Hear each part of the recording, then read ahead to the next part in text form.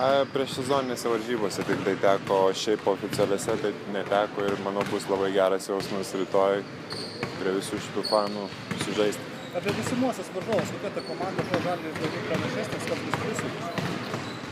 Ką tik esame po video medžiagos ir komanda iš tikrųjų turinti daug garsių vardų ir subūrusi tikrai pajėgią ekipą, kuri yra fiziškai stipri ir reikės kautis ir niekom nenusileisti, o mūsų pliusai, kad mes žaidžiam namie, manau, ir to bandysime ir paimti jo. Bet tas namie irgi turbūt šiek tiek kita arena nepakiškojas. Aš manau, kaip tik gal bus dar didesnis negi stimulas, kadangi, manau, jinai bus sausakimša ir bus labai viskas tvarkoj. Minkšto komandai Tėtis Lakfordas yra vienas geriausių atakuojančių gynėjų Europoje. Ar jis stabdys kažkaip individualiai, kaip jūs būtent su juo? Tikrai treneriai yra paruošę planą ir individualiai būtent prieš šį, tai nenoriu atskleisti, bet rytoj viską ir pamatysim.